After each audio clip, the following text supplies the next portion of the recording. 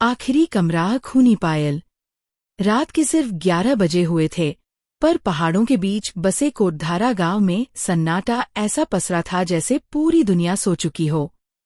गांव के बाहर एक पुरानी, आधी टूटी धर्मशाला थी जिसे लोग मृतकों की सराय कहते थे। कहते हैं यहाँ कभी यात्री ठहरते थे, लेकिन पिछले 20 सालों से कोई इसमें कदम रखने की हिम्मत भी नहीं करता था।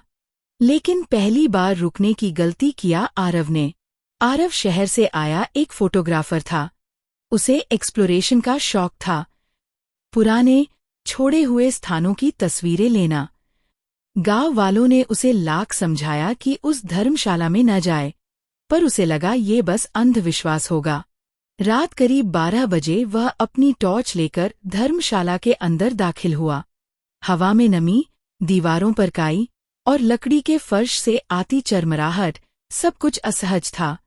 लेकिन सबसे ज्यादा अजीब था 4 दीवारों में सजे 5 दरवाजे, और हर दरवाजे पर बड़ा सा ताला।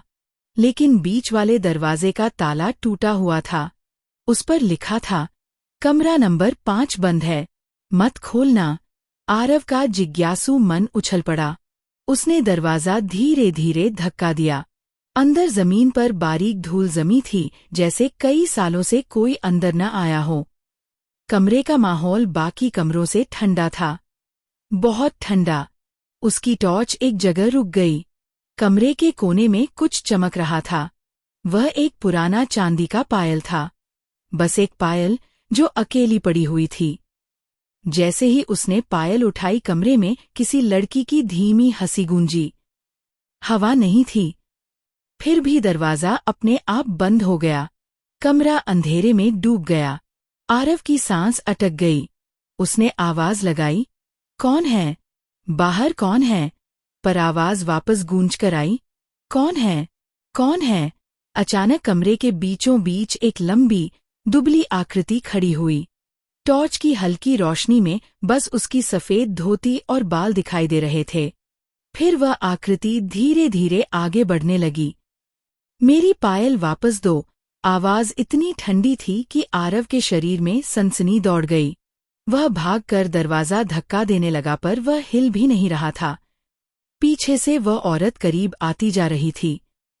घसीटते हुए पाँव, टूटता हुआ शरीर और गले से आती धीमी करा, मेरी पायल वापस दे दो। आरव डर के मारे पायल फेंकना चाहता था, पर जैसे ही उसने हाथ उठाया, पायल की पकड़ उसकी उंगलियों से चिपक गई, जैसे किसी ने उसे कसकर पकड़ लिया हो। औरत बिल्कुल उसके पीछे आ चुकी थी। आरव ने आंखें बंद कर लीं। उसे लगा अब सब खत्म। लेकिन तभी उसने देखा कमरे की खिड़की आधी टूटी हुई थी। भागने का यही एक रास्ता था। वह पूरी ताकत से खिड़की की जाली तोड़कर बाहर कूद गया।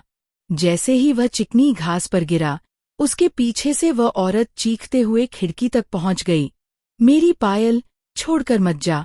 उसकी चीख इतनी तेज थी कि पूरा जंगल गूंज उठा।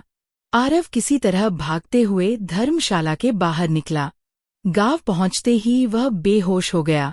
अगली सुबह जब गांव वालों ने उसे होश में लाया, तो उसके हाथ में वही पायल कसकर पकड़ी हुई थी, जिसे वह फेंक नहीं पाया था। गांव के बुजुर्ग ने पायल देखते ही कहा, यह पायल 20 साल पहले एक लड़की की थी। उसकी मृत्यु कमरे नंबर 5 में हुई थी। तभी से उसकी आत्मा अपनी पायल ढूंढती घूमती है। आरव ने घबराकर पायल बुजुर्ग को देनी चाहिए, पर पायल उसकी मुट्ठी से अलग ही नहीं हो रही थी।